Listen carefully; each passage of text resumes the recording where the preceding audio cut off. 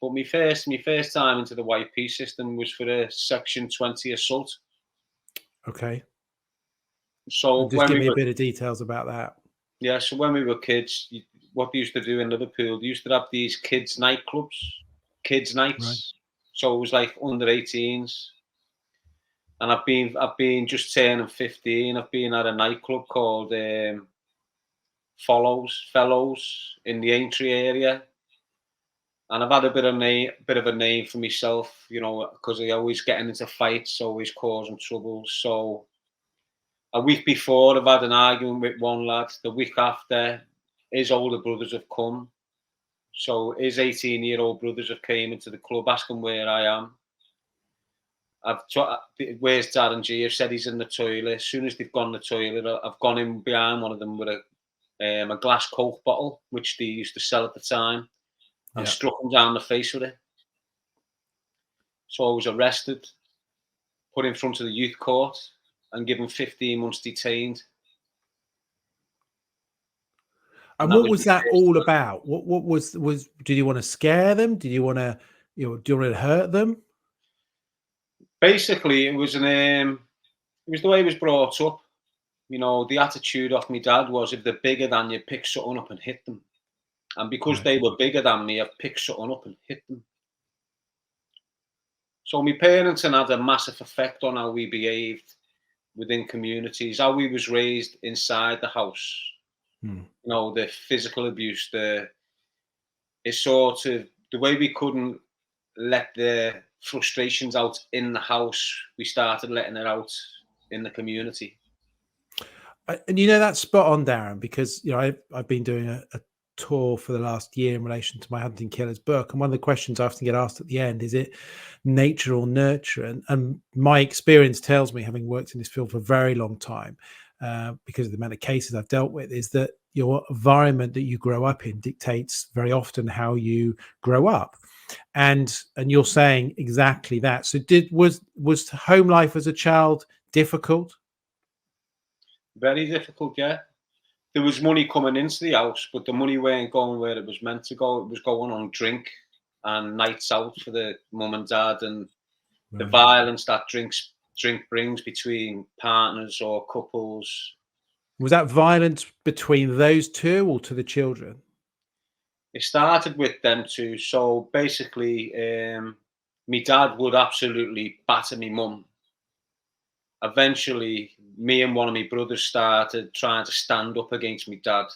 And once we tried to stand up against him, his violent temper had turned to us more than me mum. And how old would you be when that started happening, you standing up to dad? This is round. This is that's basically why I got expelled from school, Right. because of what was going on in the family house. It was proper damaging us. So Mm. we used to get tied to the bed, whipped with belts. Tied to the bed, what, by your dad? Yeah. And then hit with a belt? Mm. So that they were the sort of regular beatings we received, me and my younger brother Daniel. And then how did that, so you obviously tried to stand up and stop him from beating your mum up, and then he turned on you. How did that go? Did you obviously had to endure that for some period of time. Did that continue for a long time? Yeah, it continued while he was in the picture, basically. So we're basically getting beat up by a man continuously. So that gave us in the outside world. So what, you're a man. You can only do what my dad's been doing to us for years. It's not really going to make a difference. So we started standing up to any man. And what happened to your dad? Well, he eventually, when I was in custody doing my 15 months detained, he's thrown my mum out the top bedroom window and broke her back. Bloody hell. And that He was the threw her end. out the top window and broke her back? Yeah. She doesn't like to admit it, but he's pushed her out the window. It's only a second floor window, but it's still a height. He's thrown her out that window. He'd been beating her up for years and years, but he's thrown her out that window and she's landed on her back and she's fractured her back in 3 places. The only thing that saved her was my mum had a bit of weight on her. So when she's landed, her weight sort of cushioned the blow. But that was like the end of the relationship, if you like. What happened to him? Well, when I was later on my big sentence, through his drink and his alcoholism, he ended up living in a one-bedroom flat in Liverpool, and he formed a bout of epilepsy. And he's been drunk one night, fell down the stairs, had an epileptic fit, and died. And I don't want to get too emotional in relation to this, and obviously these are horrific things, but what do you think about your dad now? I can't stand him.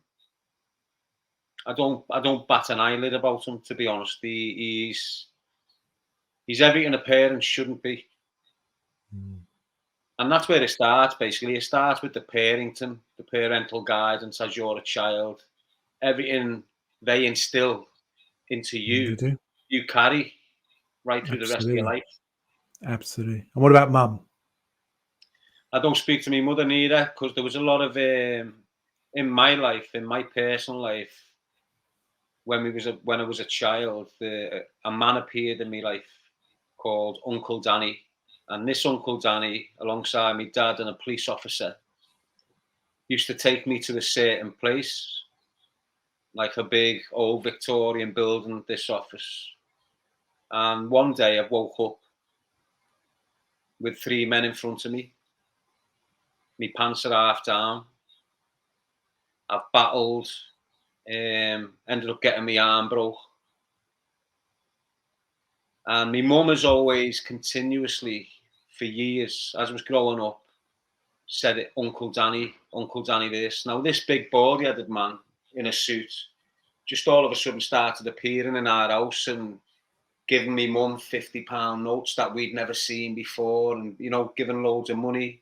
And we'd go to these places and then end up falling asleep, possibly drugged in the car on the way up there. I've woke up during one of these situations. So for years, I've held these questions to my mum, and then I've just been lost into the care system. Went into the care system, went into the prison system, weren't at my mum's for years and years and years. Then got me long sentence. On my long sentence, he had time to revisit everything that had been buried.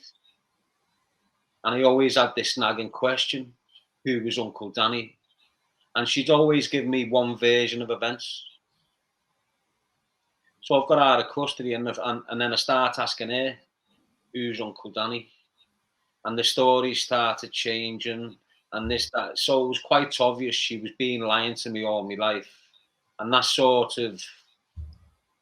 ended up with me going to the police and making a complaint for historical sexual abuse.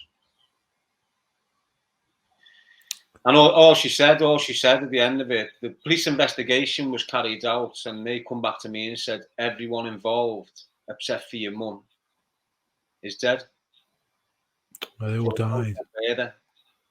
Who was Uncle Danny? Uncle Danny was dead, yeah. He was just this big fat bald-headed fella. Okay, so did he? Wasn't a relation. He was just. No, he wasn't a relation. My mum changed the story to, he was a vicar from Crosby, and then he was this, and it was just, you know, when your mum's lying to you. So it was what it was. So have you ever named him? No. The police officer, I found out later on, is still alive, and he's training. He's training an under-16 football team close to Merseyside, and has been for years. So there's nothing you can do once the police close the door on you. So why have they not pursued that matter then? I'm not sure. You know, were they able to establish that? Were there other victims? There was. Well, what happened is, I've been asking my mum all the time about this thing, and when I've been in prison, I was receiving like depositions and legal documents, and there was too many of them. So I'd send them home to my mum, and my mum would put them in the attic. Now, I'd sort of half forgot about it, but then when I've got out of custody, I went to my mum's and went, I need to get my stuff out of there. I've got up there, and as I'm looking for my documentation, I come across a shoebox. And in the shoebox, you've got social services documents relating to me from years and years and years before. And in that box, there was a photograph, 2 photographs. And one was of me sat in the chair. Where what they done, when Dave panicked when they done my arm, put my uniform, because it was meant to be in school on this day, put my school uniform back on me, sat me in the chair and took a picture of me. So when I came across that Polaroid picture, it just brought everything back. And then that's when I started questioning my mum about Uncle Danny's situation. And it came to the head where I've had to ring the police. I went to the Halewood. They've got a suite in Halewood police station where he brings people and interview them on video. I've gone there, went through the process. There was 2 photos. There was one of me in the chair, and then there was one of a tall black lad. Tall black lad was stood in the doorway with his uniform on. I've gone to the police, I've given them the documents and I've given them these photos. When I've had the documents and the photos returned, the photo of the black lad is not there.